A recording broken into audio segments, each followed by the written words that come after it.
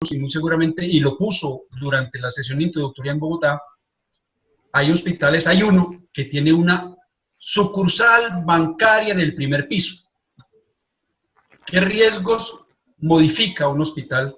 Esa sucursal bancaria. Uno no esperaría que en un hospital entraran y lo asaltaran, pero la sucursal bancaria que está dentro del hospital, sí. Entonces aparece un evento probable que debemos tener presente, que además, en la medida como van evolucionando las cosas, pues va adquiriendo una mayor probabilidad de ocurrencia. El otro evento alrededor hospitalario, y es en el tema de los eventos sociales, los paros, que ya de eso conocemos un poco aquí en Colombia, los paros de taxistas, las manifestaciones, las huelgas, que nos ocupan las vías y hacen que perdamos la capacidad de operar, porque quedamos bloqueados como hospital, ni podemos salir ni podemos entrar. Entonces son dos esos eventos que no son comunes. Algunos de los trabajos sí lo relacionan, ¿sí? Es más, algunos de los eventos, ya cuando pasamos a describir del evento de desastre, por decir, erupción volcánica del volcán Nevado del Ruiz, terremoto del eje cafetero, inundaciones de la provincia de La Plata en Argentina, como ustedes vieron allí. ¿Cuál es la amenaza? Ahí pasamos como al siguiente paso. Tenemos una cantidad de eventos que identificamos y luego vamos a tratar de identificar cuál es ese evento peligroso. Por ahora, ustedes podrán estudiar más en la metodología que está por parte del Ministerio y muy seguramente en la que está próxima a salir para el año inmediatamente siguiente, un poco más sobre la identificación y caracterización de una amenaza. Pero es muy importante conocerlas porque si uno sabe que hay unas que son efectivamente intervenibles, pues nuestro ejercicio en términos de reducción del riesgo, o digamos mejor, de mejorar la seguridad hospitalaria, pues no va a ser precisamente hacer un gran plan hospitalario de emergencias donde vamos a conformar brigadas y vamos a tener grandes grupos preparados y una comunidad muy informada. Por ejemplo, en este caso tenemos allá en el foro, hay un grupo de ustedes que nos habla de cómo el hospital está ubicado en una zona muy susceptible a deslizamientos. La pregunta que uno se haría es, bueno, yo ya sé que lo que me amenaza el evento natural es un deslizamiento. Uno tendría que preguntarse cuáles son las condiciones del suelo hospitalario. Esos estudios los tuvieron que haber hecho para construirlo. Si fuéramos a hacer, por ejemplo, el índice de seguridad hospitalaria, en ese centro asistencial, con toda seguridad solicitarían ese tipo de información. Pero además, ¿qué tan lejos está el talud que amenaza con deslizarse?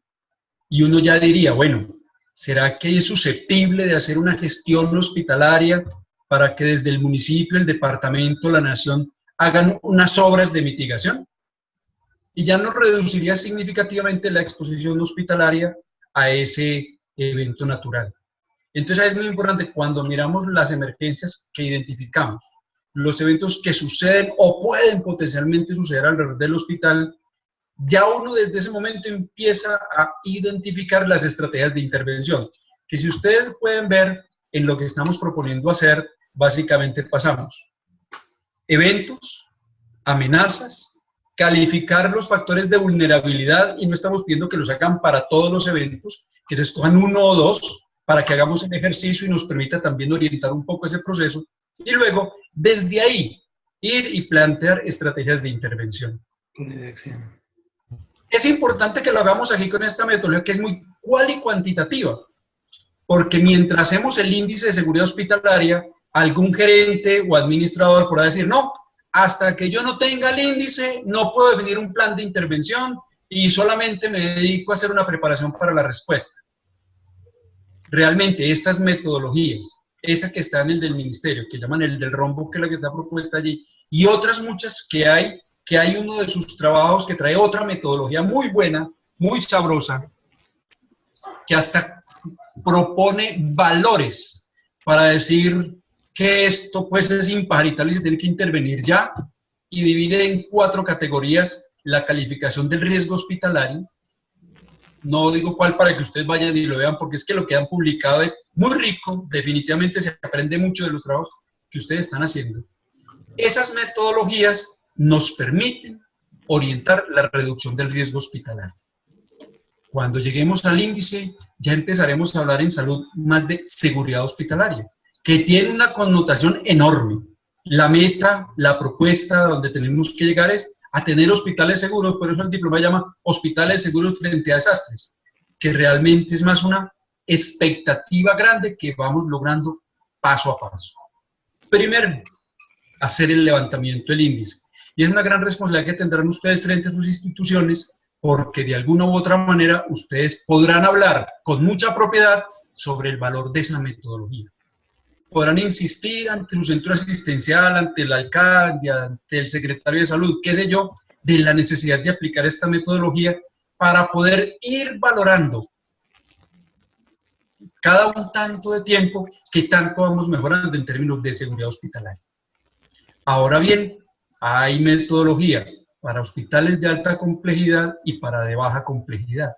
Entonces eso también tiene algunas diferencias y en eso ahí vamos avanzando. Por eso les quiero decir que no es suficiente al terminar el diplomado, siempre habrá que estar buscando.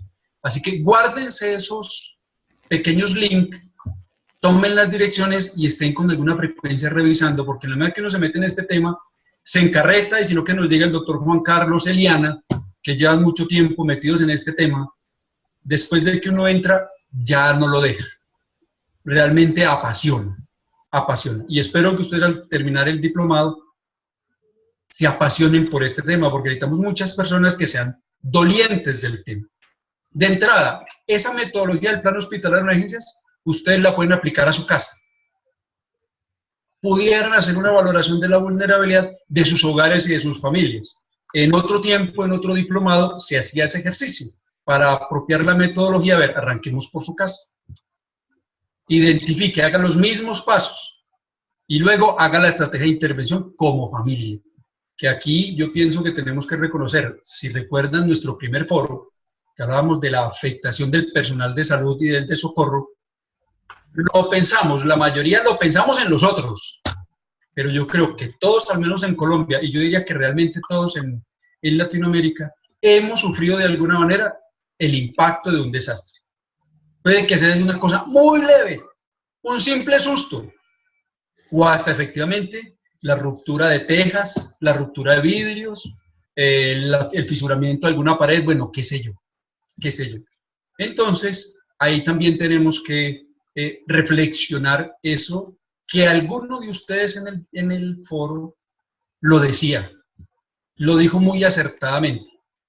Decía que para la mayoría de las comunidades la afectación de los socorristas del personal de salud no cuenta, porque lo que tiene que hacer el personal de salud es atender a las personas. Y esa es una gran expectativa que tiene la comunidad. Y es allí nuestra responsabilidad tan grande en términos de la seguridad hospitalaria. En el tema de amenazas, si ustedes miran lo que han hecho hasta ahora y algo de lo que se dice en el módulo, hay unas que son muy complicadas de abordar, que nos hacen muy exigentes y hasta tener que ir a consultar a expertos sobre cómo hacer la intervención de esos eventos. Pongo el caso, en la cohorte anterior, un grupo decidió medírsele a esta tarea con un desplazamiento masivo de población. Primero, tiene una particularidad. El desplazamiento masivo ocurre básicamente puertas afuera del centro asistencial, lo que hace que un hospital tenga muy poca gobernabilidad sobre lo que sucede fuera de sus paredes. ¿Qué le representaba para el hospital de acuerdo al ejercicio que hacíamos con ellos? El hospital tenía que salir de sus instalaciones, casi que trasladarse o trastearse en unas condiciones muy precarias a atender a la población afectada por un desplazamiento por la violencia. Eso hace que de ese tipo de eventos, como pudiera ser un paro armado o una gran concentración, no vamos muy lejos, lo que nos sucede con los conciertos, con los partidos de fútbol, con las fiestas aniversarias, ¿sí? Esas son situaciones que suceden fuera del centro asistencial y nos salen mucho del contexto del modelo que estamos trabajando. El índice, por ejemplo, no va a tener mucha capacidad para definir estrategias de intervención para esos eventos que van por fuera del hospital. Porque el hospital está indemne.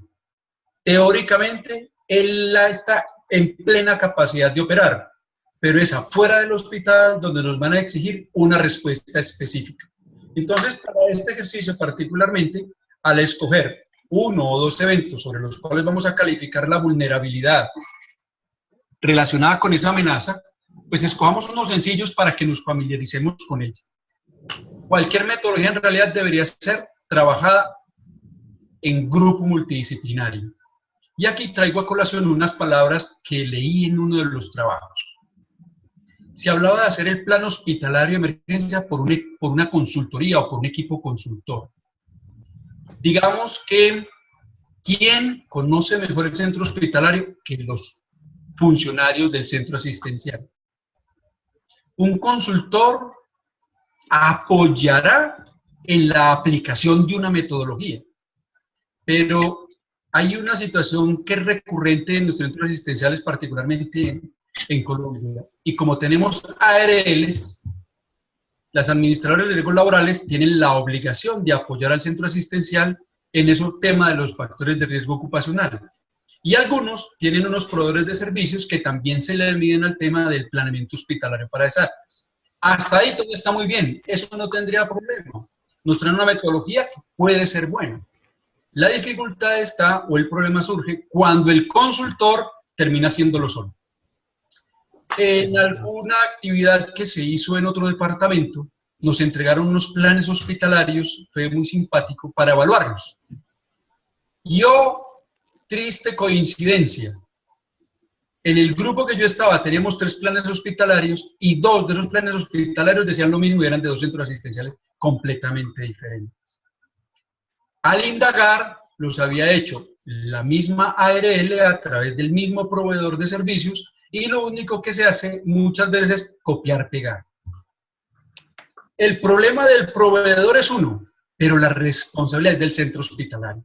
¿Cómo es que un hospital tiene un documento que le llama Plan Hospitalario de Emergencias o Plan de Gestión del Riesgo Hospitalario, como se lo quiera llamar, y no habíamos tomado el tiempo para leerlo y validar lo que nos dijo el consultor?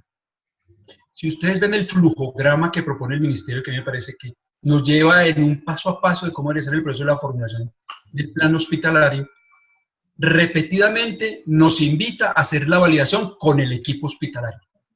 Entonces, siempre habrá un equipo que lo formula, pero ese equipo, así sea del mismo hospital, deberá ir a cada servicio a hacer su validación, a hacer el proceso que corresponde. Volvamos entonces, tenemos una amenaza, que ustedes ya tienen muchas ahí. Algunos es importante que tomen nota, no sé cuántos estemos ya en este momento, pero hay algunos, ya somos 20, es posible que ya estén, hay algunos que hablaron de las condiciones de riesgo o un inventario de las emergencias y desastres en un municipio, pero no lo hemos aterrizado a un centro asistencial. Como estamos hablando de índice de seguridad hospitalaria y hospital seguro, es necesario que ubiquemos un centro asistencial que nos sea medianamente conocido, porque aquí no le vamos a llevar ese plan hospitalario de este ejercicio a ningún gerente. Aquí lo que se pretende es que nos familiaricemos un poco con esos elementos, como dice, elementos esenciales para el planeamiento hospitalario. El primer elemento esencial es el conocimiento y la caracterización de los riesgos. Si no sabemos a lo que un hospital se encuentra expuesto, lo que digamos que haya que hacer está fuera de contexto. Esa es una primera como máxima de este proceso. Revisar muy bien ese elemento.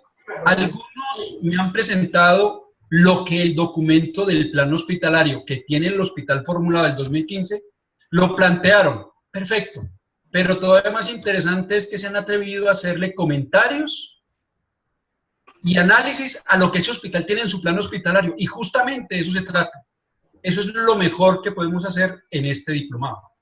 Coger ese documento, empezar a hacer el análisis y plantearle si sí o si no. ¿Qué le debería faltar? ¿Qué le agregaríamos? Porque si ustedes ven, uno de los objetivos de nuestro diplomado es que ustedes puedan apoyar la formulación de preparativos para desastres y específicamente la implementación del índice hospitalario en cualquier centro asistencial, según cómo vamos avanzando. Hasta ahí me he hecho entender, porque estoy bien carretudo. Este tema, aquí me puedo quedar hasta las 12 de la noche. Bueno, Hágale. listo. Sigamos entonces. Tenemos bien caracterizadas las amenazas. Digamos que bien para el ejercicio que vamos a hacer, básicamente se les está pidiendo identifique la amenaza, ese evento natural, porque la amenaza es natural. El sismo es propia de la naturaleza, la inundación es propio natural, el riesgo no, la amenaza sí, puede ser natural. Realmente algunas sí lo son. Habrá otras amenazas que son más de orden, digámoslo, social. En ese hablemos específicamente del desplazamiento masivo, de la toma, del conflicto armado, de la manifestación, y esas cosas son sociales. Y ojo que eso uno casi no lo encuentra en los planes hospitalarios. Y últimamente que ya nuestros hospitales y nuestras ciudades van siendo cada vez más, o mejor, menos vulnerables a ciertos eventos naturales, estos eventos sociales van adquiriendo mayor relevancia.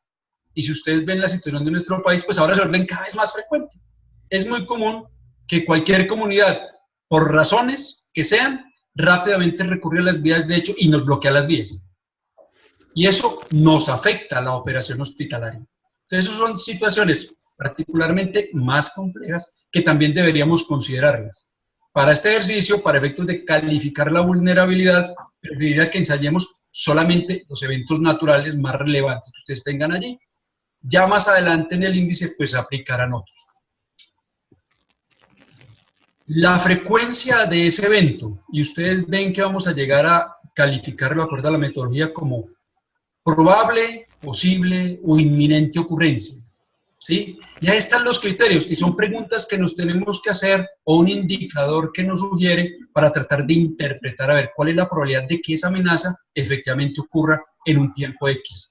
O no habiendo ocurrido, o algo muy interesante, que es muy interesante, puede haber sucedido en otro centro asistencial, no en el mío. Y sí, y ahí hay una norma. Si ha sucedido en otro lugar, en otro centro asistencial, me puede suceder a mí. ¿Eso qué propósito tiene? Enriquecer mi visión como planeador. Porque la principal dificultad en un plan hospitalario, en general en este proceso del hospital seguro, es tener una visión amplia para tratar de ver lo que hay que ver. Aquí hay que ser muy previsivo, ir un poco más allá. Por ejemplo, haciendo un paréntesis, aún no visibilizamos suficientemente bien el impacto que va a tener el cambio climático sobre nuestros centros asistenciales. Más allá, en este momento, de la pérdida de las cubiertas o los techos que está sucediendo con el aumento en la frecuencia y en la intensidad de los vientos fuertes o de los vendavales y algunas inundaciones. Pero ¿qué seguirá a futuro? Por ejemplo, estamos hablando de un aumento en la temperatura para los próximos 50 años. ¿Será que entonces lo que era clima templado será clima caliente? Tendremos una ciudad donde está sentado el hospital mucho más susceptible a las ETB, a los vectores. Tendremos una proliferación superior de zancudos, de mosquitos, y bueno, ahí estamos especulando, pero allá hay estudios que están sugiriendo ciertas cosas alrededor de ese tema. Entonces uno lo puede ir considerando sabiendo que la intervención era muy posterior. Pero una cosa es tener un hospital en una zona con alta endemicidad para ETB y que no tenga angeitos, pero ojalá tuviera un angeito. ¿Sí? Y sobre ese tema, los angeos no los veo nunca en un hospital.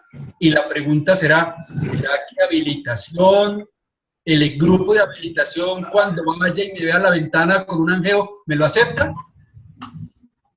Y si uno mira el criterio de habilitación, de pronto hasta ni me lo va a aceptar. Entonces, ¿qué voy a hacer dentro de 20, 30 años cuando tengamos más zancudos alrededor del centro hospitalario? ¿O me va a pasar fumigando? ¿O qué? Son cositas que hay que ir pensando a futuro.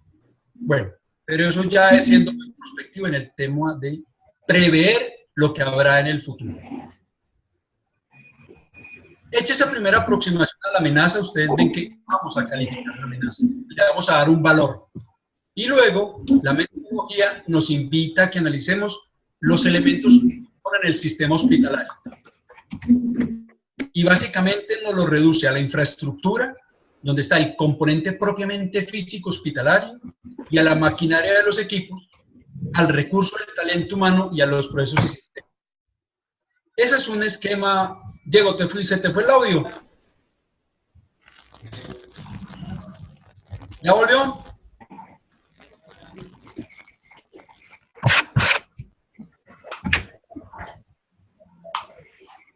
Diego, ¿ya escuchado?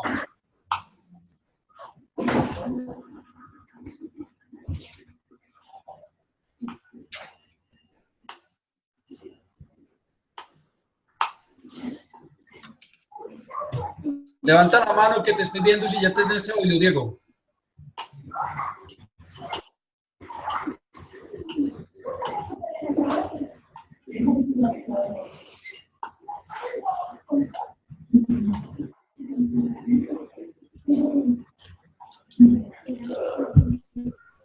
Usted,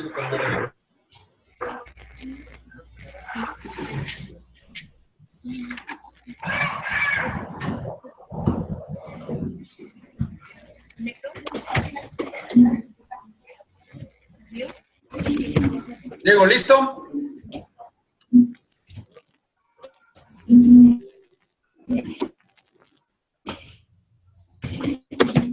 Hablando. ¿Aló? ¿Me escuchas, Diego?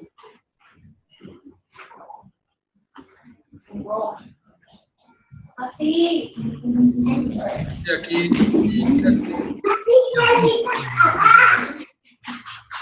Ok, listo. Diego ya va a buscar otro equipo. Tiene un problema con el ancho de banda que me salió el mensaje. Bueno. Entonces, cuando miremos el tema de la valoración cualitativa de la vulnerabilidad, recuerden que es muy cualitativa y aquí es donde empezamos a sufrir. Si tenemos un equipo que hace el proceso, entonces si tenemos un ingeniero, un arquitecto, un médico y alguien que tenga conocimiento sobre el tema de los riesgos, por decir algo, un bombero para que nos ayude a valorar realmente qué tan vulnerable es nuestro establecimiento hospitalario para incendios. Estamos hablando del hospital que tiene un problema de amenaza geotécnica y con su deslizamiento, pues el apoyo de un geólogo. Reduciríamos para la metodología, reduciríamos ese margen de error que tiene y mejoraríamos la calificación. Que no tenemos esos profesionales como pasa en los municipios más pequeños. Allá no hay geólogos. Tenemos el bombero que ha trabajado toda la vida en el municipio. Pues bueno, reconociendo que no nos va a quedar muy perfecto, nos sirve para adelantar la gestión del riesgo hospitalario. Porque igual vamos a identificar elementos vulnerables a las amenazas que ya le hemos calificado y ya las tenemos claras cuáles son en mi municipio y en mi hospital. Insisto mucho en esto porque a veces nos gusta ir buscando múltiples metodologías. Lo importante desde la metodología es que no olvidemos que el riesgo es una función de la amenaza por la vulnerabilidad. Y empezamos por identificar las amenazas y la vulnerabilidad calificamos en función de esa amenaza. No es lo mismo decir que la infraestructura es sismo resistente a que la infraestructura, porque estamos hablando de la amenaza sísmica, a que la infraestructura es menos susceptible a incendios. Eso depende de los materiales, lo uno y lo otro, pero se entienden de manera diferente. Entonces siempre hay que ubicarse en el contexto de la amenaza para ir a mirar cómo es que soy vulnerable a ese tema, a ese asunto. Hay cosas muy interesantes en varios de los trabajos de ustedes que los invito a verlos. Algunos nos han reportado eventos internos. La explosión del autoclave, por ejemplo. Y ese es bien interesante porque no era muy común, ahora ya se va tomando más conciencia de que al interior del mismo hospital tenemos eventos peligrosos, básicamente relacionados con tecnología. Entonces, hablábamos de amenazas naturales, sociales y aquellas con el uso de la tecnología. La explosión de una caldera. Hay antecedentes de explosión de calderas en los hospitales. Y hay una situación particular que yo casi nunca la veo relacionada o referencia a ningún plan hospitalario de emergencia. La ambulancia del servicio de urgencias generalmente nunca aparece en los planos del hospital. pero la ambulancia afuera es el hospital.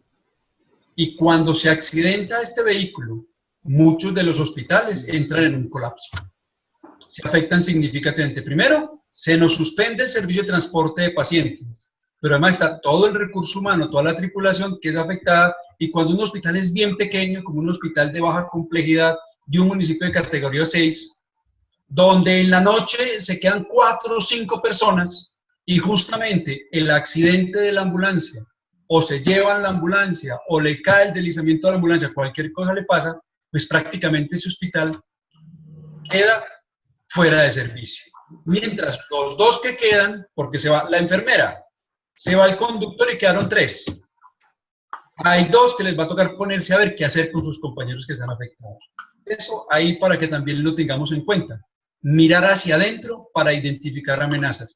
Y en uno de los cuadros nos mostraban algunos de ustedes cómo clasificar, o mejor, clasificaban si la amenaza era externa o era interna. Completamente válido, ni siquiera es el mismo cuadro que trae la metodología, pero lo interesante es que trae la información. Y aquí una observación muy importante. ¿Para quién hago yo un plan hospitalario de emergencias? ¿Lo hago para el profesor del diplomado? ¿Lo hago para mis compañeros del equipo? ¿Lo hago para el gerente o para todo el personal asistencial? ¿O lo hago para el alcalde? ¿Para quién lo estoy haciendo? Y eso lo quiero traer a colación porque traemos a varios de los trabajos, hicieron una revisión, tuvieron la gran fortuna de contar con la información de los comités municipales de emergencia o de la Oficina Municipal de Gestión del Riesgo. Y se traen toda la información y la transcribimos o traemos información muy técnica a un plan hospitalario de emergencia. Específicamente información relacionada con las características geomorfológicas del suelo, del territorio, la fisiografía y demás. Y ahí habría que pensar que cada palabra y cada párrafo, cada idea que yo exprese en el plan hospitalario de emergencias tenga utilidad para el objetivo que nos estamos proponiendo, ¿sí? Que sea muy práctico, porque recuerden que ese plan hospitalario de emergencias tiene que ser muy claro y muy concreto. Si a usted le parece que esa información es muy buena y muy importante, póngala como un anexo. Pero adelante, cuando usted hable de los eventos y de las características de las amenazas, menciónelas y ponga las características de ellas que usted considera van a ser necesarias para finalmente llegar a plantear estrategias de intervención. Ahí hablo también, por ejemplo, de algunos planes hospitalarios que toman como la estructura de los planes locales de salud o de los planes decenales donde colocamos la historia del hospital, la historia del municipio. Si la historia del hospital me está hablando de eventos y riesgos, válido, esa es la información que requiero. La información del municipio es útil en la medida que me está llevando a reconocer riesgos, condiciones de vulnerabilidad, cosas que yo necesito saber para reducir la probabilidad de que mi hospital salga de servicio. Hasta ahí. Entonces es una observación importante. Por eso se sugiere a veces la utilización de matrices, porque cuando usted tiene un cuadrito se obliga a ser muy concreto. Pero también ellas tienen la debilidad de que a veces usted ya se pasa de concreto a escueto y entonces deja de decir todo lo que tiene que decir. Y vuelvo entonces a que siempre pensemos quién es aquel que para quien va dirigido el plan hospitalario de emergencias. En este ejercicio de 2, 3, 4 cosas que necesitamos, porque no es un tratado lo que vamos a hacer, empecemos por ese proceso. Imagínense ustedes que ese documento va a ser la base para darle la inducción a la siguiente cohorte de médicos rurales, por decir alguna cosa. Estamos hablando de una S y entonces tenemos cambio de contrato y viene gente nueva al año siguiente. Hay que darle una inducción. ¿Qué tanto le deberíamos decir y de dónde lo vamos a sacar? De allí, de ese plan hospitalario de emergencia. Lo fundamental, lo esencial, lo básico. Y por supuesto, debe conocer todo esto. Todo esto. Bien. Hasta aquí, ¿tenemos alguna pregunta?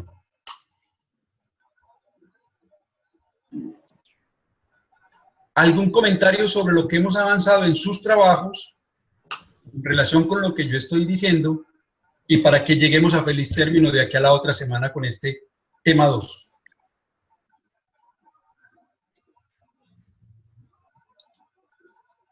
Levante la mano. Margarita dice, tranquilo, lo importante es escuchar. Esta Margarita es un personaje, pero escribes muy bien, Margarita. Me gusta tus aportes en el foro. Todo muy claro, para mí todo muy claro. Y para los que hemos manejado ese tema, es un aporte más. Oh, compañero, te ves muy oscuro. ¿Sí? Pero por la voz te reconocí. No, para mí todo muy claro y lo único que digo es que para las personas que hemos trabajado ese tema, nos aclaró un poquito más las dudas y estamos repasando el tema. Muchísimas gracias. Vale, de hecho para muchos hay, pero qué rico que traigamos a colación. Ahí en el foro, y les decía hace un rato, mientras esperábamos a la mayoría de ustedes que llegaran al foro, que la riqueza del primer foro fue enorme. Realmente me dejaron sin mucho que aportarles, porque la mayoría de ustedes han hecho un trabajo muy bueno a la hora de identificar y sin necesidad de hacer un excesivo acervo teórico, sus experiencias y sus comentarios enriquecieron mucho el foro.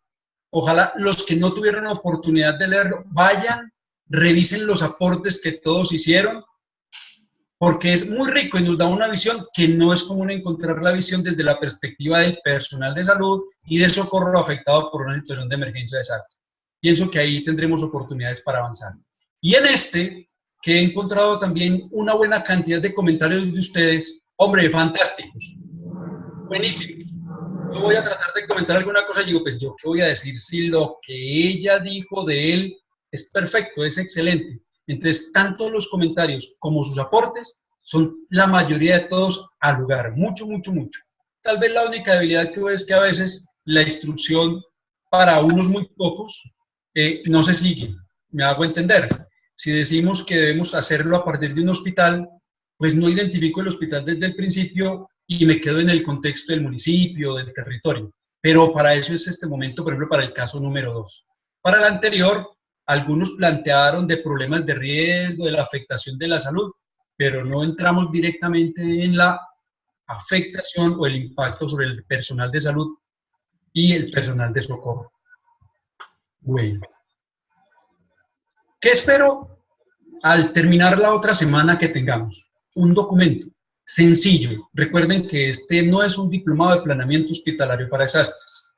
El énfasis a donde queremos llegar es a poder entender y apropiar suficientemente bien el índice de seguridad hospitalaria. Porque es que ese nos va a decir y nos va a aportar muchísimo. Primero, nos va a justificar si yo necesito o no una brigada contra incendios. Todo el mundo la pone y realmente la norma me lo exige, ¿de acuerdo? Pero entonces todos hacemos o montamos unas brigadas muy estandarizadas. ¿Y será que todos los hospitales tienen la probabilidad del mismo tipo de incendios en los mismos lugares? Entonces, tenemos que aterrizar eso en el contexto y yo esperaría que ustedes puedan, durante la sesión, ver ese tipo de cosas y que se vayan preguntándose al empezar a recorrer los pasillos, los jardines alrededor del centro asistencial, porque les aseguro que van a dar un paseíto recorriendo toda la perimetría hospitalaria para identificar esos factores de riesgo. Lo van a necesitar. Johanna, dime. ¿Sabes una cosa? Que ahorita que tú nos estabas hablando lo del índice de seguridad hospitalaria, estábamos hablando del contexto en la parte social, en lo que es desplazamiento. Bueno, yo estoy ubicada en el Cesar y por lo menos en el sur del Cesar, más que todo en la zona Catatumbo, límite, hay mucho desplazamiento. ¿De qué manera se podría ubicar el índice de seguridad hospitalaria? Tú nos hablabas de que de pronto no afectaba tanto al hospital, sino que iba a ser como que el manejo iba a ser mucho más difícil porque tenía que ser fuera del hospital. Mirando yo de los 3 componentes del índice de seguridad hospitalario, que es en la parte funcional, ¿cómo entraría ahí? ¿Cómo se entraría entonces en la parte funcional? Y ¿cómo me explico? O sea, en este evento, en este evento de este riesgo en la parte social, de los desplazamientos, ya sea por los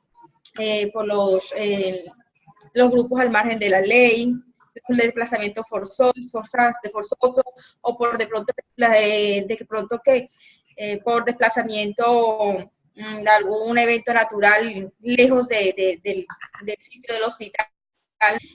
Al llegar eso a la cabecera municipal o hospital, o sea, va a causar una gran problemática para la salud, empezando por la prestación del servicio. ¿Cómo entraría ahí el índice de seguridad hospitalaria, en la parte funcional ahí a mitigarse en esa parte? Bueno, mira que tenemos dos contextos diferentes a pesar de estar en el mismo municipio.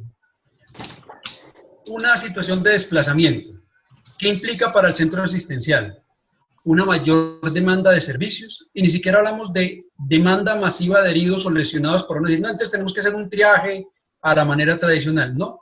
Vamos a tener una gran cantidad de personas asentadas en el municipio que van a requerir unas acciones de salud, en su mayoría acciones de carácter más preventivo, por lo que decimos siempre de salud pública. Y será el hospital el que entrará a apoyar. ¿En qué contexto deberemos tener el desplazamiento hospitalario de las condiciones? En un plan, en el plan municipal. En la medida que el plan municipal considera el desplazamiento para él, porque efectivamente es mucho más social y va a tener un impacto sobre todo el municipio de la cabecera municipal, el hospital será parte de ese plan y aportará con su recurso humano la atención de estas personas. ¿Dónde entraría el índice y dónde tendríamos que pensar? Como hospital, ante la probabilidad de que se nos tomen el hospital, ante la probabilidad de que haya una toma armada del hospital, o de que haya un bloqueo del hospital, y eso es un evento estrictamente funcional. Allí muy poco nos va a decir el arquitecto desde su arquitectura, él nos va a ayudar es con su lógica. Es más, el arquitecto podrá decir, ¿será que se justifica en términos de estrategia de intervención colocar unas rejas, colocar unas vallas, hacer una muralla o una fortaleza? Allá en el equipo todo es susceptible de discutir y pensar. Hay de las cosas más interesantes en este tema es que uno, allá en el equipo, entre todos que sabemos de qué estamos hablando, uno se puede atrever a decir cualquier barbaridad. Porque en este tema de la reducción del riesgo, como yo les decía en Bogotá, no está dicha la última palabra. Y digo en términos de barbaridad porque a veces hay personas que se les dan unas ideas y dirán, oiga, usted está como loco. Eso no se puede hacer. Pero cuando uno de una manera tranquila y desapasionada analiza todas las posibilidades, las locas, las no tan locas y las más plausibles, pues uno tiene un escenario de muchas posibilidades. Porque lo complicado es llegar a una situación donde usted no sepa qué hacer. Y ahí es donde es tan interesante ser un equipo. Porque 5 cabezas piensan más que una. Y esa es la gran debilidad cuando nuestros planes hospitalarios las hace un consultor. Entonces, ten en cuenta eso. Ahí, la toma armada, la toma del hospital, aquí ya nos pasó una vez. Se nos tomaron un hospital. Abrieron la puerta y se fueron para adentro. Y se dañaron los baños. Y ya fue un ejercicio eminentemente funcional. Porque la gente entraba y salía, pero en la incomodidad del mundo. ¿Sí? Entonces, tenlo en cuenta que será muy funcional, no estructural y no estructural. Ahí no pegaremos mucho. ¿Te queda clara la idea? Listo. Esos son los eventos sobre los cuales no tenemos unas metodologías muy aplicadas, pero donde el principio es el mismo. Tienes una amenaza, un hospital que es vulnerable, ¿a qué? No al desplazamiento masivo. La amenaza para el centro asistencial sería la toma. Ahora, el desplazamiento masivo pudiera ser, entre comillas, una amenaza en la medida en que puede demandar gran cantidad de recursos hospitalarios. Y si no estamos preparados para eso, nos desabastecen menos de una semana y quedamos colapsados funcionalmente hablando. ¿Listo? Entonces, ese sería el enfoque en términos de una situación de esas. Carlos David me pone algo aquí por el chat, pero no la cojo. Dice, nos queda muy claro, como decimos acá, algunas fichas han caído. Bueno, no sé a qué te refieres con las fichas. Dice, ¿cómo considerar todas las vulnerabilidades a las que el entorno del hospital proporciona?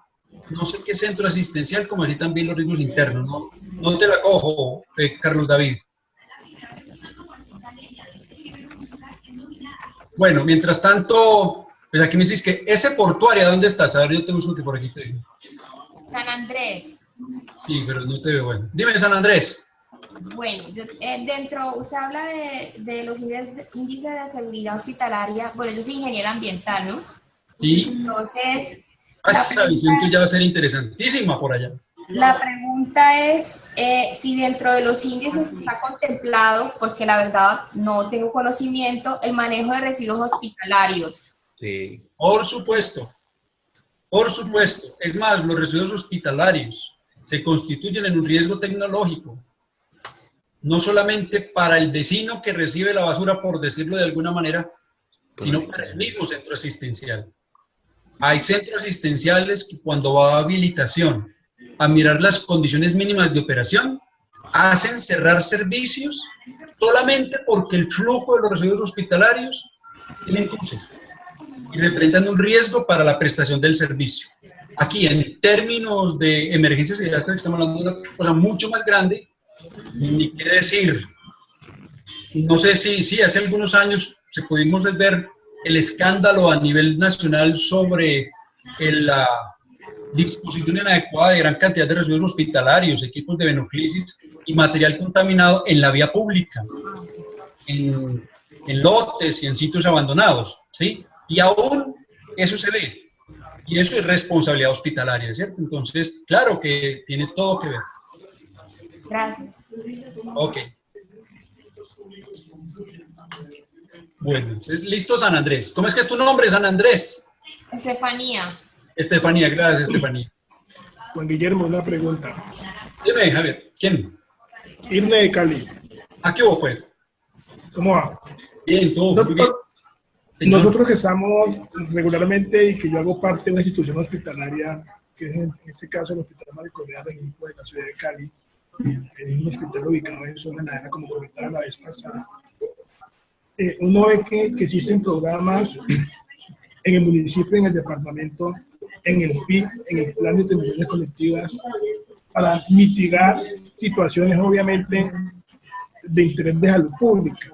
Cuando yo te escucho y analizamos el tema que estamos estudiando, la ausencia de un hospital en una comunidad se convierte en un problema de salud pública, ¿sí?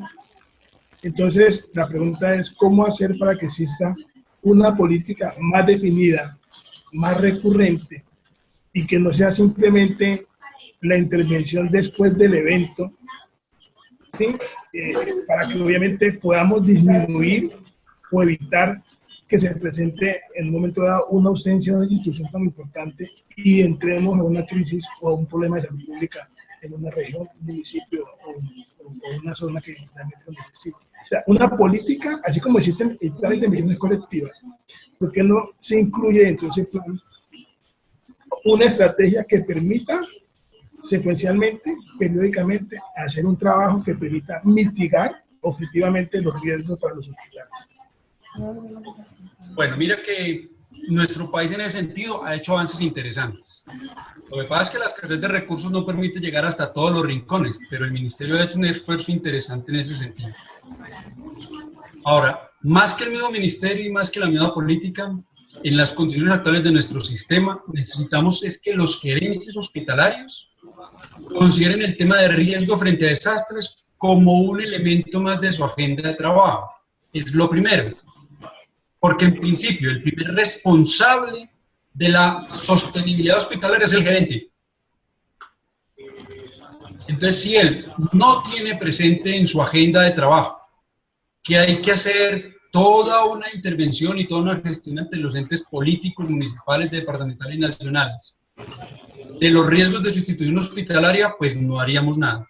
De hecho, empezar por la aplicación del índice. No habiendo índice, utilizar la metodología que tiene nuestro manual hospitalario, del planeamiento hospitalario del ministerio o cualquier otra aplicable a un centro asistencial y definir una estrategia de intervención, ya apunta a reducir la probabilidad de que una comunidad se quede sin un centro hospitalario, porque realmente un centro hospitalario, desaparecer un centro hospitalario es una enorme pérdida para una comunidad. En Hyogo, cuando se empezó a hablar del tema de hospitales seguros, justamente una de las de las razones para ponerlo como una política internacional, porque es una política internacional, es que recuperar o reconstruir un hospital para un pueblo significa muchos recursos y eso puede hasta comprometer el desarrollo de un municipio. Pongamos en el peor de los casos un municipio categoría 6, sexta, que tiene un presupuesto anual, digamos, de donde yo vivo, que es aquí en Risaralda, podemos hablar de un municipio que tiene un presupuesto anual de 15, 20 mil millones de pesos. Se pierde el hospital. Un hospital, por sencillo que sea, no sales con menos de 6 mil, 7 mil millones de pesos. Estamos hablando mal contado del 50% del presupuesto anual de un municipio. ¿Y qué pasa con otros sectores? Entonces, esa sensibilidad que vos planteás, esa preocupación, también debe ser de cuenta del alcalde. Y ahí es donde nosotros como recurso humano, como personal de salud que estamos trabajando en este tema, tenemos que incidir en los planes de desarrollo. Porque ya la nación lo tiene. Si tú miras los planes de desarrollo de los últimos años, en todos ellos se habla de preparativos hospitalarios para desastres, de gestión del riesgo, de reducción del riesgo hospitalario, en general, de diferentes maneras de decirlo. Pero a nivel municipal sí podemos tener muchas deficiencias. Y pues un alcalde, como nos decía alguno en el foro, la comunidad no piensa que el hospital se puede caer y que el recurso humano puede estar afectado. Para ellos simplemente el hospital tiene que seguir operando. Y vaya y no pede y verá. Los juicios de responsabilidades que se generan con posterioridad a estas situaciones tan delicadas. Puede que una escuela deje de funcionar, pero nunca nada como cuando va a funcionar un hospital y todas las críticas y problemas que surgen después de esas situaciones. Plan territorial de salud pública. En este momento, todos los planes territoriales de salud pública deben tener el componente de hospitales seguros. No es que quieran, deben tenerlo, porque Colombia tiene un plan decenal con una dimensión de emergencias y desastres, que a mí particularmente me parece un gran logro. Que emergencias y desastres sea una dimensión prioritaria del plan decenal. Perfectamente podía haber quedado, como muchas en otras oportunidades, relegadita a un objetivo de cualquier otra cosa. Tiene esa relevancia ya. Mire que en nuestro país ya eso tiene ese alcance, que es una dimensión prioritaria en el desarrollo. Ahora lo que tenemos es que aprovechar todo eso que está ahí para potencializarlo. Plan decenal es a 2021. Hay que decirle a todos los que trabajan con nosotros y a los políticos para que lo involucren dentro de sus procesos de planeación. ¿Quién habla? ¿Quién? ¿Será que se va a cumplir ese plan decenal de acá al 2021? Porque la meta está y está el programa, pero ¿se cumplirá? Pues yo veo, pues este diplomado y de pronto en general la relativa intempestiva iniciación de esta tercera corte apunta a lograr las metas que tiene propuesta el ministerio. Y está trabajando muy duro en aumentar el número de hospitales con el levantamiento del índice. Creería yo. Sí está en eso, pero a mí me queda, Eliana, dale. Me ataca una gran duda. Nosotros que hemos trabajado tantos años en emergencias, es que sí, se logró algo que no teníamos hace mucho tiempo, pero mira que todavía no creamos cultura del riesgo. La gente sigue pensando, como tú dices, que salud tiene que estar ahí como de lugar. Pero cuando, por ejemplo, cuando nos sentamos con los de salud pública a decirles que hay que dejar recursos para trabajar en gestión del riesgo en salud, no. Primero es salud infantil, vacunación, para ellos hay recursos, pero para la gestión del riesgo, que es educar a la gente, que es crear cultura en el riesgo, no nos están dejando recursos. Y lo mismo hace el municipio, y lo mismo hace el departamento. O sea, los recursos los está destinando a la atención de la emergencia, pero no a la preparación y no a crear esa parte de que aprendamos a vivir, como tú dices, desde la casa comencemos a saber que tenemos riesgo y que aprendamos a mitigar. Entonces, nos falta así mucho, ya arrancamos con algo, pero sí tenemos que trabajarlo desde esa base. No, totalmente de acuerdo, Eliana. Es más, frente a plan decenal, si ustedes miran, al final la meta del plan decenal dice consolidar el plan decenal, ni siquiera la apuesta es a cumplirlo 100%, es a consolidarlo. proceso tenemos. ¿Cuántos hospitales ya han hecho intervención de la vulnerabilidad física, por ejemplo? Hace 30 años eso era medio exótico. Pensar que un gerente piense en hacer una remodelación o una ampliación con criterios de sismoresistencia, eso ya está diciendo que hemos crecido cualitativamente. Puede que este tema todavía sea de, digamos, como algunos pocos, en cierta manera, porque todavía seguimos siendo muy pocos los que le hacemos al tema. Y en el momento de modas, cuando te ocurre un evento, el tema hay que aprovecharlo, porque en ese momento, cuando hay una erupción volcánica, por ejemplo, ahora que está el volcán de Ruiz molestando, el tema empieza a tomar relevancia. Hay que aprovechar los espacios. Dime. Juan Guillermo. Sí, dime, Esmeralda. Juan Guillermo, pero la realidad del país es que tenemos estructuras hospitalarias que no cumplen sismoresistencia ni nada. Y además, muchos de los problemas también se convierten en unos patrimonios históricos y son de 100 años, 80, donde la estructura es de tapia pisada.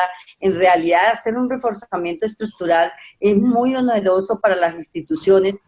Es mejor plantear un nuevo hospital que invertirle a esas estructuras dinero que a veces ni siquiera los recursos los hay. Y pues yo trabajo en una entidad hospitalaria privada, es una fundación, pero uno ve las entidades públicas y del Estado donde puede que los gobernantes o los directores tengan muy buenas intenciones de hacer estructuraciones y arreglar su hospital, pero se les termina su reinado y se van y llegan otros y quedan las cosas inconclusas. O sea, no hay una continuidad en esto, muchas veces estas estrategias para los hospitales. O sea, eso es bien complejo en el sector salud. Y en general es como en las empresas, ¿no? Cambian el gerente y él tiene otro énfasis y entonces le da un timonazo a la derecha o le da un timonazo a la izquierda. ¿Sí?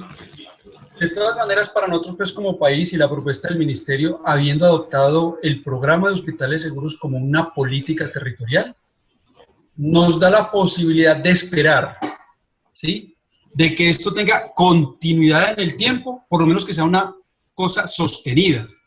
Puede que los resultados no se vean tan pronto, porque es que efectivamente cuando tú hablas de un reforzamiento o de una reubicación hospitalaria, eso requiere su rato y requiere la voluntad de mucha gente.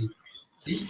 De mucha gente. Hay que, casi que alguien puede decir, hay que esperar a ver si todos los astros se alinean. En realidad es un trabajo que hay que, yo digo que hay que resistir, insistir, resistir, persistir y no desistir. Porque usted no sabe cuándo, en qué momento se le llega realmente la posibilidad de resolver su proyecto. Ya lograr, para mí sigue siendo muy interesante y valga la pena rescatarlo, es que hace algunos años que un gerente pensara en el tema, que un gerente le diera el espacio a un funcionario para ir a una capacitación. Por ejemplo, muchos de ustedes les van a dar la oportunidad para estar una semana haciendo la parte teórica, perdón, la parte práctica. Eso no es fácil lograr que un gerente entienda la importancia de que su equipo humano se capacite en el tema y luego venga y nos ilustre y nos apoye y nos delinee. Realmente es lo que vamos a hacer. Ir a vender la idea, insistir, cambió el gerente, volver a decirlo, y hasta que llega el que le pega el cuento. Lo digo por la experiencia, aquí ya no nos falta sino por intervenir un centro asistencial que está en unas condiciones muy malitas, y ahí se nos atravesó, increíble, se atravesó un sector de la comunidad. Para ellos, el sitio donde se iba a reubicar era un sitio especial, que tenía unas condiciones muy particulares, y colocaron la tutela y se enredó, pasó 1 año, 2 años, 3 años, 4 años, y lo que era todo un programa de reducción de la vulnerabilidad de la red hospitalaria, con la reubicación de 2 hospitales, reubicación completa, solamente se logró con uno, el que yo particularmente pensé que iba a ser más difícil. ¿Sí? Pero la otra comunidad, que uno pensaría, hombre, pero si es un hospital para el servicio de la comunidad, aquí es donde los van a atender a ustedes, está en pésimas condiciones, el hospital tiene problemas de estabilidad, se está agrietando, pasa esto, pareciera que no importó. Por fortuna han pasado los años y ese hospital no se ha caído, ¿sí? Y esperemos que no se caiga. Pero no solamente es el gerente, es toda la comunidad. Entonces, Eliana apunta algo muy importante, que es lo de la formación comunitaria en riesgos. En general, nosotros desde Salud trabajamos ese tema hace mucho tiempo, pero propiamente hablar de la reducción del riesgo comunitario, hay que insistir mucho a los consejos municipales, los consejos departamentales. Mucho a ellos, mucho. Porque nosotros debemos hacer mucho énfasis, sobre todo en los riesgos que tienen que ver con el componente biológico. A nosotros, ¿quién nos apoya y nos soporta cuando tenemos una gran epidemia por una infección respiratoria aguda? Y estoy hablando de H1N1 o puede ser cualquier otro tipo de agente biológico. Nosotros ahí tenemos mucho que hacer y tenemos con qué. Ahí no hay que decir tenemos con qué. Ahora nos decía nuestro amigo de Cali, hablaba del PIC, por ejemplo, para hacer intervenciones de riesgo colectivos.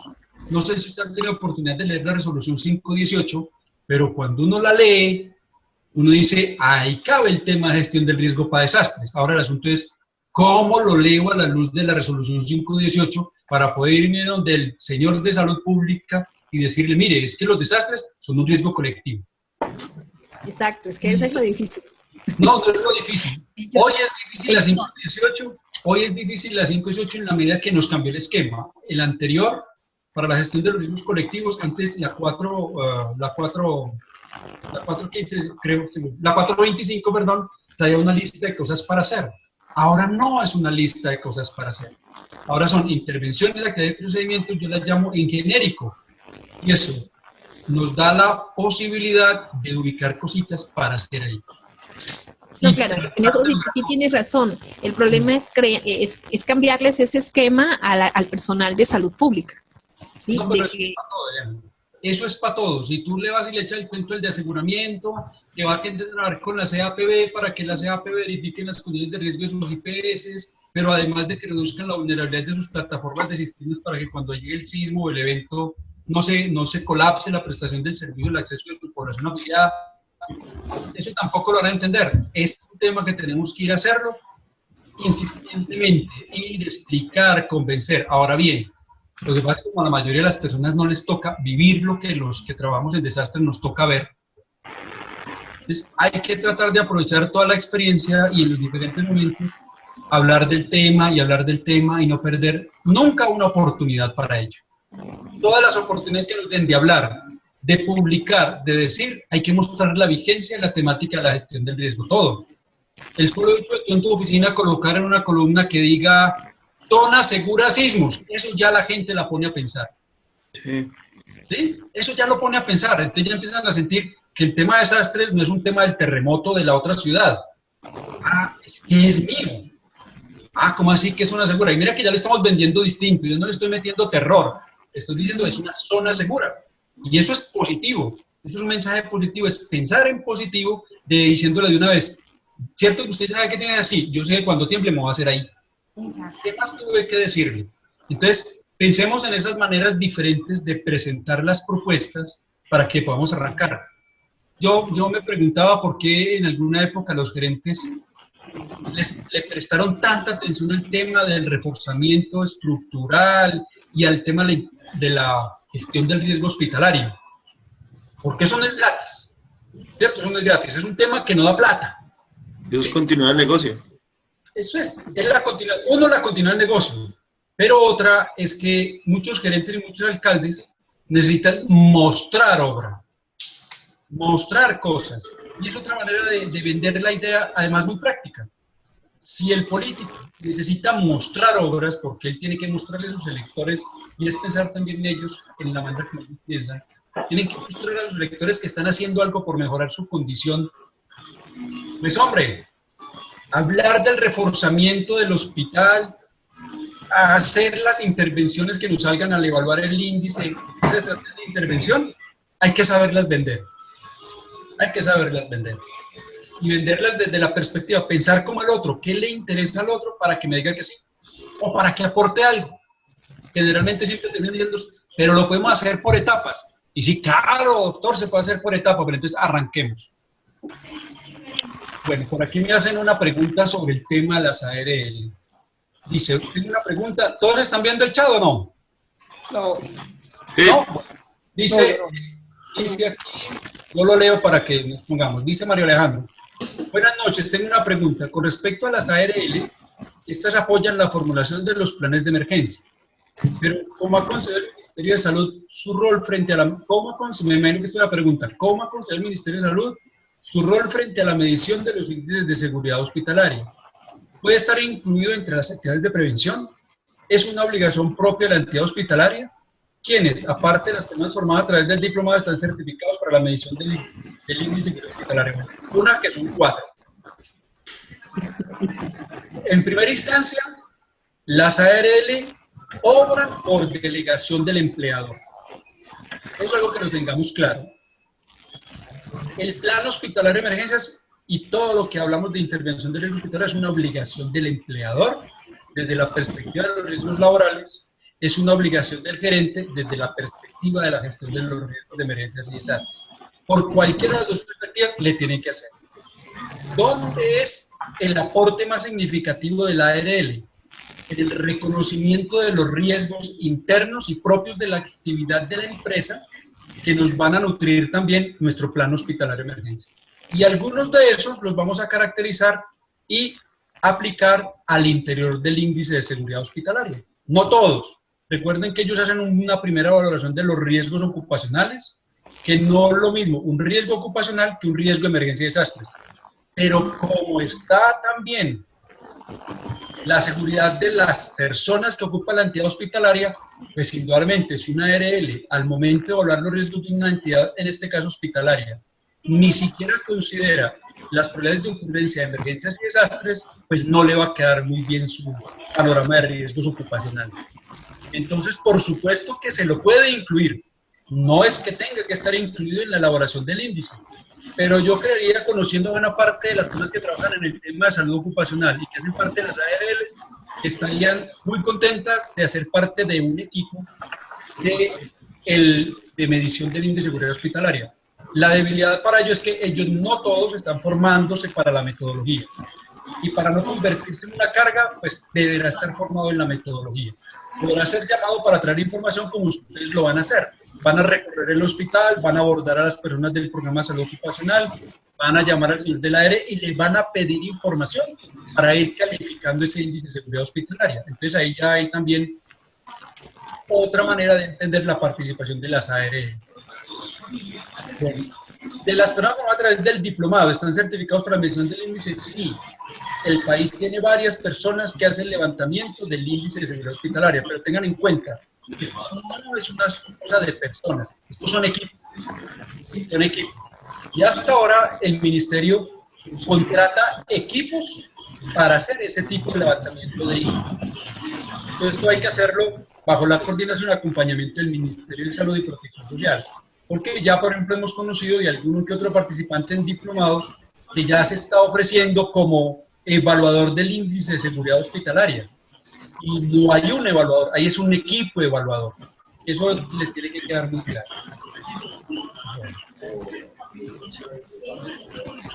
Dice aquí, en términos de mantener... lo del tema del patrimonio histórico, sí, ya lo habíamos hablado. Efectivamente, eso es muy caro a veces, y eso es parte del aporte que nos dan los ingenieros y arquitectos al hacer el levantamiento, no del índice, sino de evaluar la mejor opción para reducir la vulnerabilidad física de un centro asistencial. Si el edificio es considerado patrimonio histórico, tiene grandes restricciones para hacer la intervención y sale más caro eso que hacer uno nuevo, pues la decisión ya está clara. Pensemos en un hospital nuevo. Eso es. Lo que pasa es que no es tan sencilla, ¿no? Esta no es como de hoy para mañana, pero siempre habrá que pensarlo. Bueno, por aquí alguien tiene una situación en un hospital y se tuvo que ausentar un rato. Bueno, ¿más preguntas o comentarios? Juan Guillermo, para asunto del trabajo, es más que todo hacer como una presentación de un plan de emergencia. ¿Sí? Tú acabas de decir que es como si nosotros estuviéramos haciendo una presentación a los nuevos compañeros que entran al hospital. Es más como una presentación, no es un trabajo así como un plan de emergencia, es más una presentación de un plan de emergencia. No, yo lo decía en el sentido de que el documento que se haga, sea para este trabajo o para cualquier otro, siempre pensemos hacia quién va dirigido. A partir de ese documento es de donde yo voy a obtener la información para hacer, por ejemplo, los cursos de inducción del personal nuevo. Para este trabajo no se trata de desarrollar toda la metodología que tiene el ministerio, recuerden. Lean bien las instrucciones, porque aquí lo que yo quiero es que ustedes identifiquen muy bien los elementos que son esenciales, es decir, los que nunca podrán faltar. Casi que uno diría, si eso falta en un plan hospitalario, ese plan hospitalario tiene que ser reevaluado, tiene que volverse a hacer. Si un hospital hospitalario no tiene una buena caracterización del riesgo, mediante la metodología cualquiera que sea, donde hable de las amenazas, de las vulnerabilidades, y por lo menos nos ofrezca unos escenarios de riesgo básico que nos permita tomar decisiones y priorizar las intervenciones que voy a formular, pues ya va a estar muy cojo, porque yo no puedo pretender, dada la viabilidad de muchas cosas que yo voy a tener, todas las amenazas, todo de la vulnerabilidad, y voy a hacer todo lo que quiero hacer para volver a mi hospital cero riesgos. Esto no es práctico. ¿Me queda claro? William. Sí. Entonces, todo, básicamente, mira que estamos hablando de la metodología y cojan uno o dos eventos de los que encontraron en su inventario. Apliquen la metodología. Por favor, revisen muy bien. Vi uno que me enviaron que tiene, la metodología trae una palabra y un color que utiliza también la convención del semáforo. Entonces utiliza el amarillo, el rojo y el verde. Y eso, fíjense bien, que la palabra que coloquen sea coherente con el color que usan, ¿sí? Para esa metodología.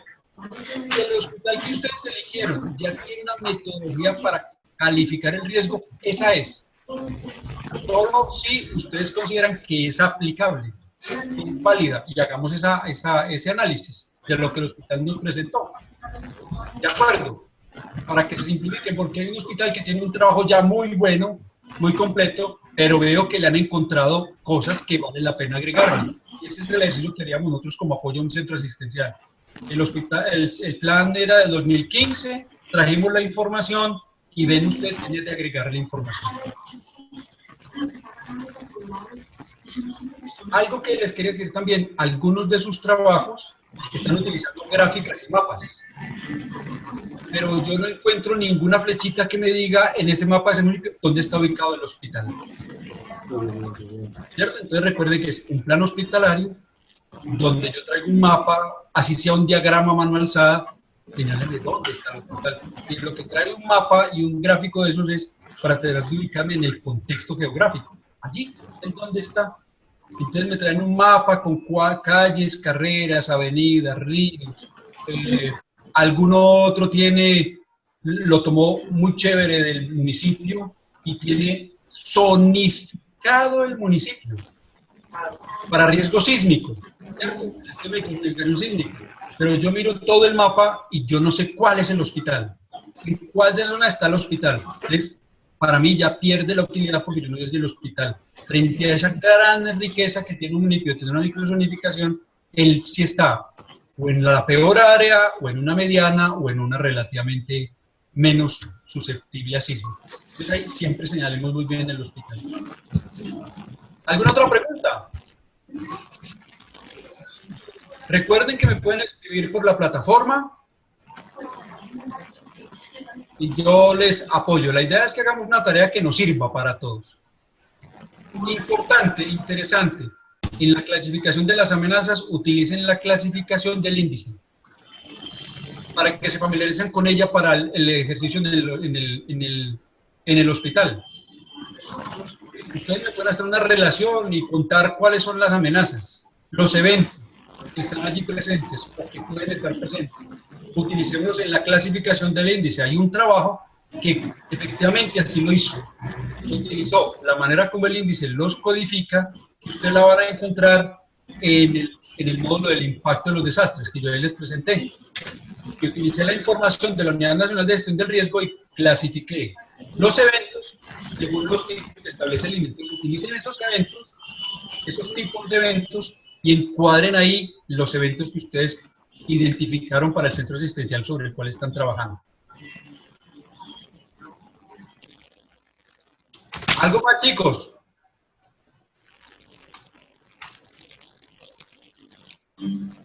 A ver qué más nos dice por aquí.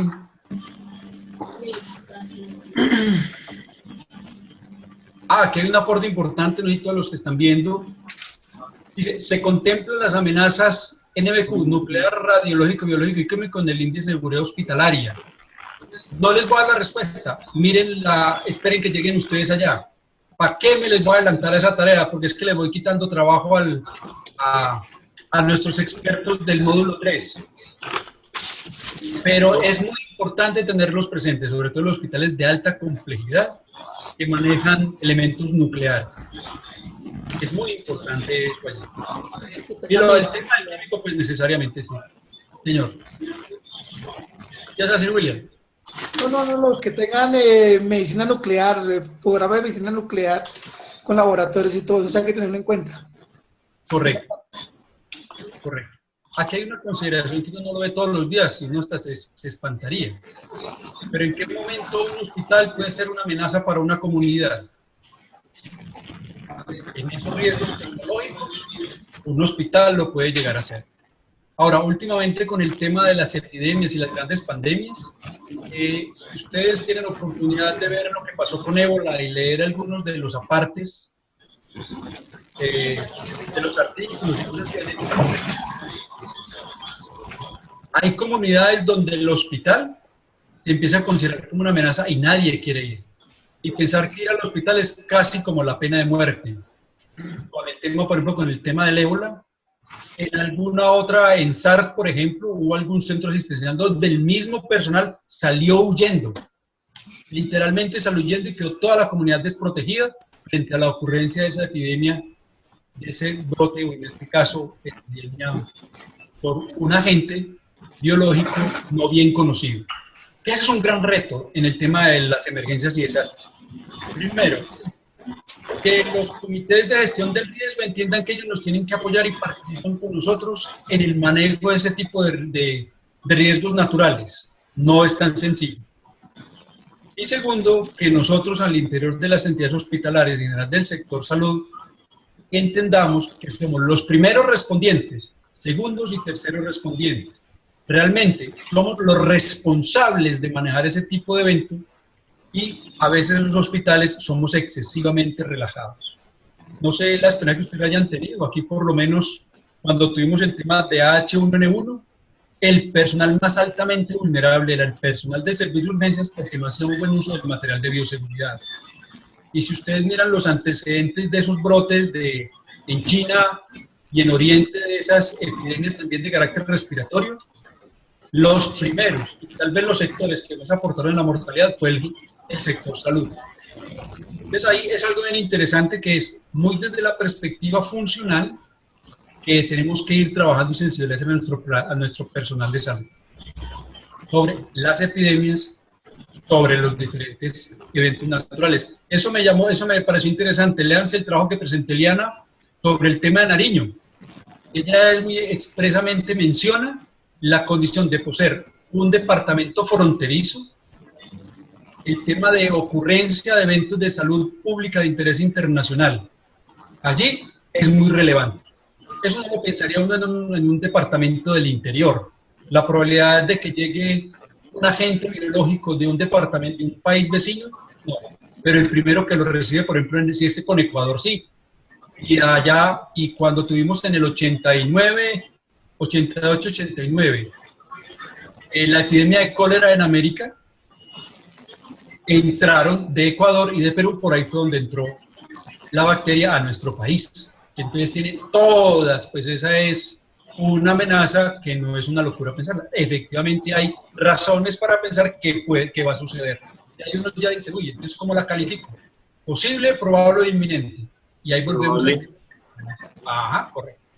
Probable. Y es probable. Sí, correcto, es probable. Pero si no, por eso es tan interesante ver como en el contexto donde estamos. Mire que ahí no miramos ni 5 kilómetros a la redonda del hospital, ni fue Pasto únicamente, ni fue Nariño. Pensó en términos continentales. Y para Colombia últimamente tenemos un tráfico ilegal de personas. En los últimos años, por ejemplo, aquí en el departamento de Esmeralda, que uno que se va a imaginar qué pasa en africanos y haitianos por aquí rumbo a Estados Unidos. Pues cada rato son 12, 13 inmigrantes ilegales retenidos por ingreso ilegal y llegan a través de la frontera, por ejemplo, ecuatoriana. Entonces también son factores que nos van incrementando la vulnerabilidad, que no todos los días los tenemos presentes. Bueno, preguntas, chicos, van siendo las 9:40. Agotemos los últimos 20 minuticos en su trabajo final, que yo realmente creo que ustedes van a hacer, les van a ir muy bien, porque en realidad todos en su mejor esfuerzo. Sus trabajos son muy buenos, muy interesantes, aportan. Y aprovechemos, es un escenario académico. ¿Sí? Como escenario académico nos podemos atrever a opinar, nos podemos atrever a disentir. Incluso cuando ustedes vayan a hacer el plan hospitalario de emergencia, no se vayan a poner a criticar al gerente en el documento del plan hospitalario de emergencia. Sí, ni se pongan a pelear con el alcalde en el documento. Pero aquí sí lo podemos aprovechar. Entonces, cojan la información que tienen y háganle su análisis, háganle la crítica. Sugieran cosas, así sean medio descabelladas. En su momento yo los puedo retroalimentar y vamos creciendo en el conocimiento. Hay un caso interesante de la inundación de la provincia de La Plata, me lo facilitaron los grupos de ustedes. Me parece bien interesante, pero no solamente mostraron el contexto del evento. Yo espero que avancemos más sobre el tema del hospital específicamente que hayan tomado, porque allí está también la afectación del hospital. Las fotos dicen muy bien de la vulnerabilidad hospitalaria. A uno lo sorprende que se haya inundado tanto el hospital, pero aporta mucho para conocer de vulnerabilidades y de amenazas.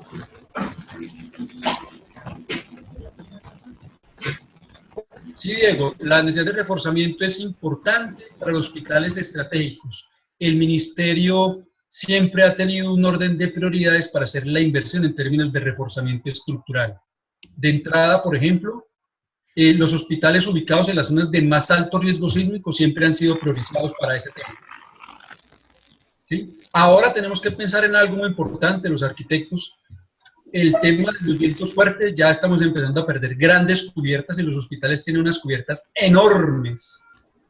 Entonces ya sean inundaciones de pisos enteros, porque llega el vendaval, el viento fuerte, levanta las cubiertas y los diseños parecieran no estar pensados en ese tipo de evento natural que es cada vez más frecuente.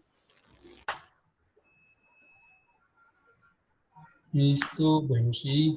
Lo del tema de los helipuertos se pregunta, por supuesto, pregunta todo un tema, tiene toda una gran cantidad de información sobre el tema de la accesibilidad, no solamente aérea, terrestre, aplica cuando también es marítimo, entonces ese tema es indispensable, es muy claro.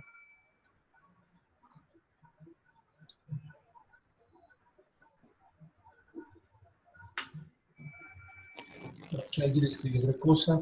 El trabajo final debe ser el plan de emergencias. El trabajo final debe ser esos dos elementos.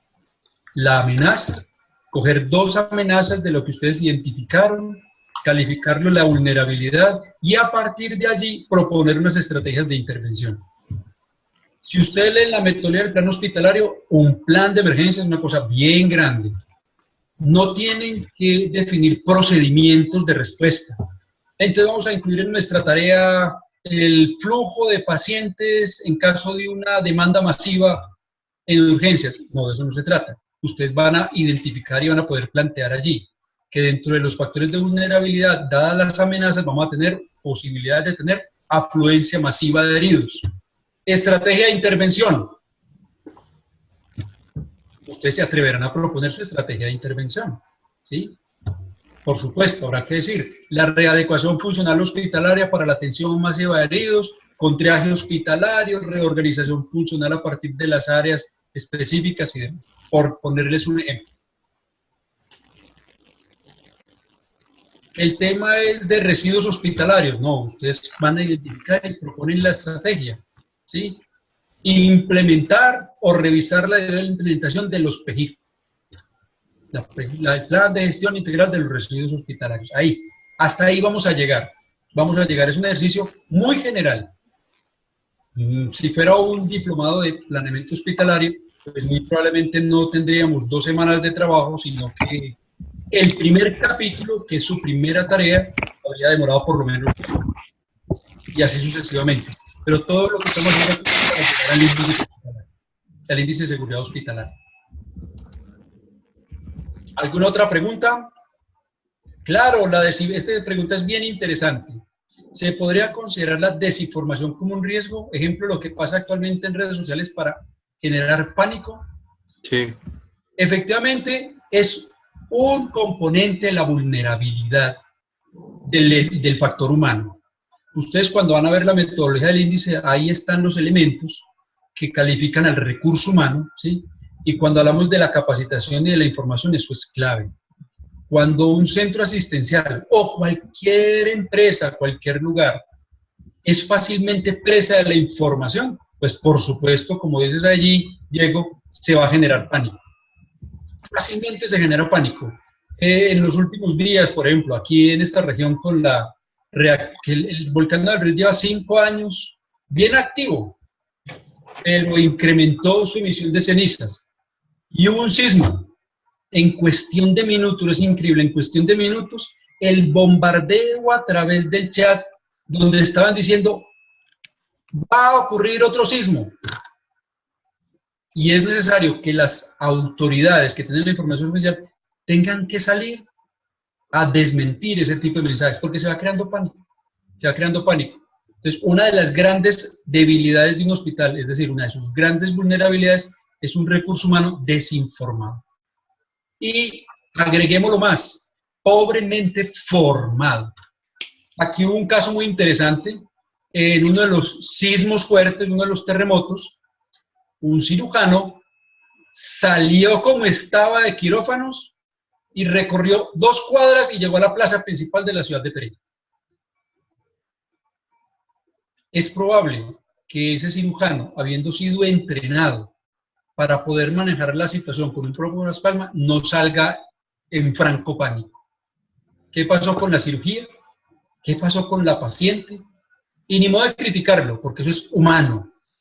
Al miedo nadie le ha puesto calzones, pero la formación, la capacitación, el entrenamiento, el reentrenamiento, nos va formando un hábito para tener una respuesta más razonable. Ustedes lo van a ver siempre. Hay gente que medio se mueve y sale disparada corriendo. Y no le importa, pues está en el piso 12 y sale corriendo escaleras abajo, coge el ascensor. Para lograr modificar esos comportamientos es necesario entrenar y reentrenar las simulaciones, pero sobre todo los simulacros nos van desensibilizando y nos van haciendo más familiares al evento y ya vamos como teniendo un poco más de control sobre él. Porque la parte más grave de esto es la ignorancia. En la medida que no conocemos, cualquier cosa es cierta. Lo que nos digan es verdad. Y con el miedo eso se magnifica y hacemos cosas totalmente irracionales. Bueno, dice aquí, es como un ejercicio de identificación de vulnerabilidad, de identificación de amenazas con el plan de acción correspondiente. Sí, algo así, exactamente, eso es lo que necesitamos. Las amenazas, las vulnerabilidades y un plan de acción correspondiente. Pero sencillo, no haga una cosa gigantesca. Ahora, tampoco es que grupos de 7 personas me salgan con 4 estrategias de intervención. ¿Cierto? Hagamos una cosa que esté a la altura, aunque lo dudo mucho, porque los trabajos que he visto son muy buenos. Excelente. De las 3 cohortes que llevamos, los que ustedes han hecho me han parecido tan enriquecedores que me le apunté a Estela a hacer este foro. Porque vale la pena que tuviéramos este intercambio. Este foro es la primera vez que lo hacemos. Y mire que hemos preguntado cosas. Y bueno, he hablado más yo que ustedes, aunque creo que eso esperan de un profesor.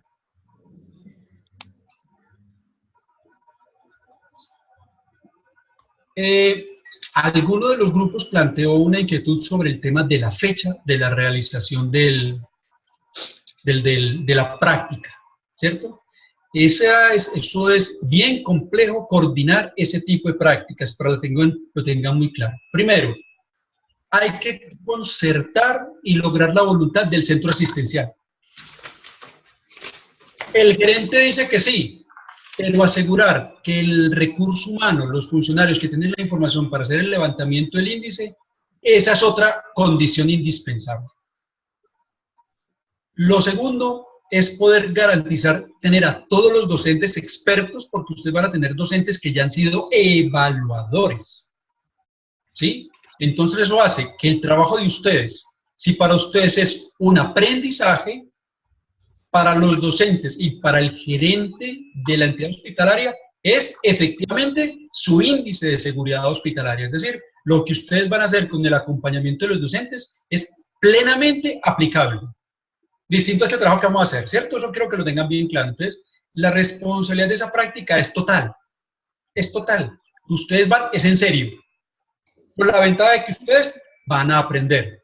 Los docentes les van a enseñar a ustedes y se le va a entregar un producto al hospital que, como les decía hace un rato, ya el primer hospital está haciendo su segundo levantamiento para poder decir a ese gerente, mire, yo sí estoy haciendo gestión y mejoré mi seguridad hospitalaria.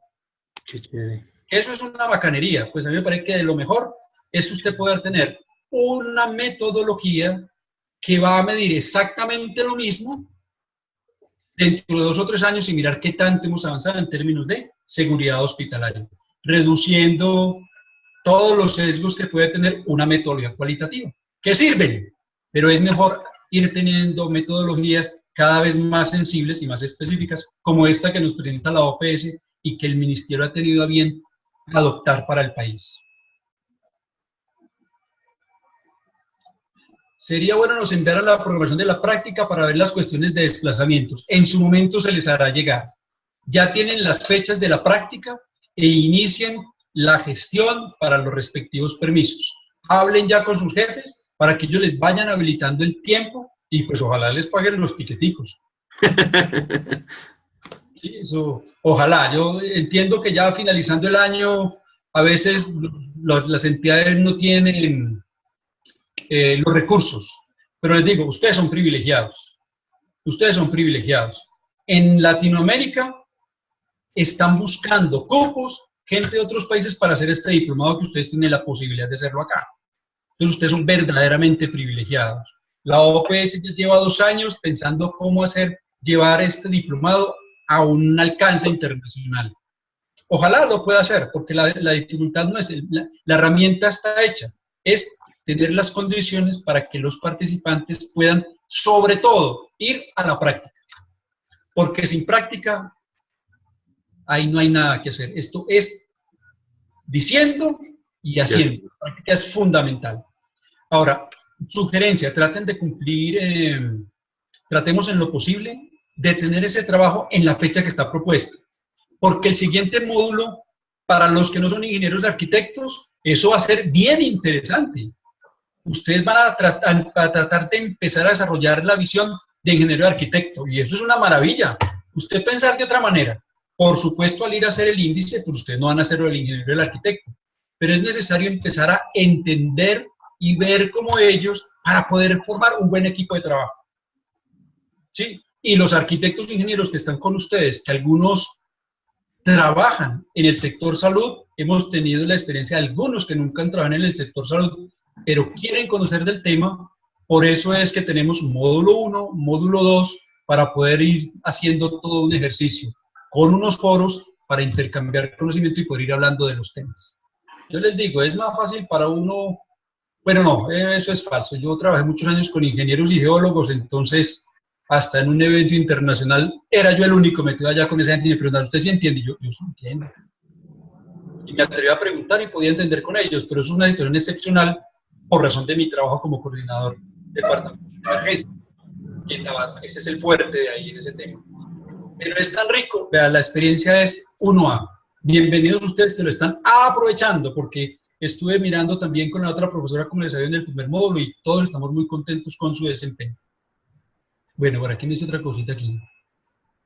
Para la práctica respecto a la logística personal, es importante conocer la dirección del hospital y los hoteles cercanos. Todo eso les van a apoyar.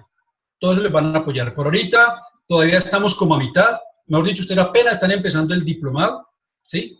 Pero antes de llegar a la práctica, toda esa información ustedes la van a tener, o la manera de obtener esa información se les apoya desde el ministerio, OPS y la universidad. Y el verde del 8 hasta qué horas para la cuestión del regreso, para la compra de tiquetes. Bueno, eso es muy relativo, porque al terminar la práctica hay que entregar el informe. Y un equipo evaluador no se puede ir sin entregar el informe. Entonces, ya Ana Milena con su equipo, ustedes le preguntarán, y ella ya que ha trabajado con tantos grupos de estudiantes, les dirán, pues mire, unos terminaron a tal hora, otros terminaron así, otros terminaron así. Hagan cuenta de más o menos acá. Tocó viajar por tierra. ¿Ah? Tocó viajar por tierra de vuelta. Puede ser como puede que no. Aquí hubo un grupo que salió al mediodía. ¿Cierto? Entonces no hubo problema, se fueron al mediodía, porque también eso depende de la jornada como ustedes se la planteen y las facilidades que le da el centro asistencial. Hay grupos que han hecho eso en 4 días, pero con sus noches, es trabajándole duro. Entonces ahí es como muy importante uno aplicarse definitivamente a la tarea. El que no esté dispuesto a venir a camellar, pues mejor no venga. Mejor no vaya. Mejor no vaya. Porque eso es trabajándole. Entonces quiere decir que no hay rumba. No, Guillermo, no. No, sí. De hecho, aquí la hicieron. El último grupo lo hizo efectivamente. Yo fui el que no pudo ir a la noche de encuentro, pero no es una rumba de largo aliento. Fue un encuentro en la noche muy social, porque al otro día hay que seguir trabajando a las 7 de la mañana. Entonces, sí, no, si hay el espacio para compartir, para conocernos, para hacer esas cosas, pero no después de la parranda hasta las 2 de la mañana, no. Eso no es como las reuniones de coordinadores de emergencias, hombre, William. Que a veces ¿Qué dice Luis Alfonso? El regreso hay que planearlo para el sábado.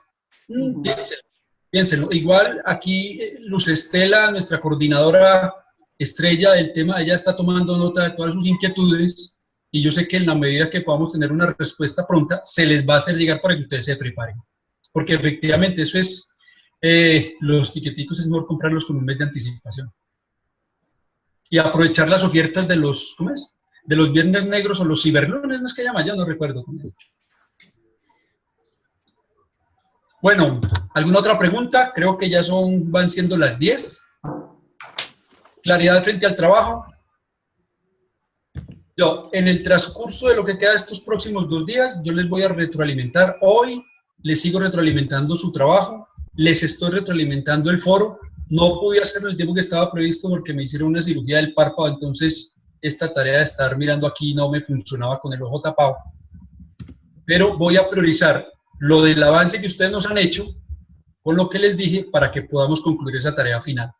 ¿Sí? Lo de los foros, bacanísimos, muy buenos. Ojalá tuviera tiempo para hacer un único documento recogiendo todo lo que ustedes hicieron. Si de aquí a que terminemos el diplomado he tenido la oportunidad, se los envío por el correo electrónico o lo subimos a la plataforma, le pedimos el favor a Luz Estela, recogiendo todos sus grandes aportes de ese tema del foro, que fue excelentes sus aportes. Entonces, la rumba no se considera como riesgo en este diplomado. Yo no diría que sea un riesgo. Sería un factor que incrementa la seguridad hospitalaria. Bueno, sí, correcto. Lo de la invitación oficial, eso lo están coordinando, si la hace directamente el Ministerio de OPS. Generalmente es el Ministerio de OPS las que hacen la notificación oficial. Igual, entiendo que el Ministerio de ustedes los convocó oficialmente en las instituciones. Entonces, ahí ya hay una primera parte en ese sentido para decirles a sus jefes de que recuerden que están haciendo un diplomado que ya están plenamente autorizados. John Didier, con mucho gusto, y lo que tengas de necesidad de preguntar, pero aprovechemos estos espacios, porque mire, aquí hay unas personas que saben mucho. He visto en sus aportes que tienen conocimientos muy diversos. ¡Qué riqueza lo que sale ahí! ¡Qué maravilla! Casi que uno pudiera coger todo lo que ustedes han dicho y escribir un texto para otro diplomado. Bueno, chicos, si no es más entonces, muchas gracias por estas 2 horitas de encuentro.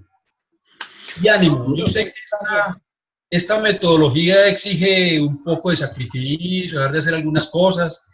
Ustedes hacen un trabajo, yo reviso 40, ustedes hacen un avance, yo reviso 9 avances. Todos nos toca poner un poquito en nuestra parte, pero les aseguro que no se van a arrepentir. Y no se pierdan de los aportes de los compañeros. Yo creería que más que lo que yo digo, es lo que ustedes mismos han dicho en esos foros. Están espectaculares. Juan Guillermo, muchas gracias, muy amable. Listo, Guillermo, gracias. Listo, ahí ya tienen mi correo, cualquier cosa está en la plataforma. Gracias, Juan Guillermo. Listo, mucho gusto pues. Muchas gracias, don Guillermo. Bueno, que estén bien, una feliz noche. Muchas gracias. Hasta mañana a todos. Mañana. Mañana, felicidades. Hola, nadie salió en pijama.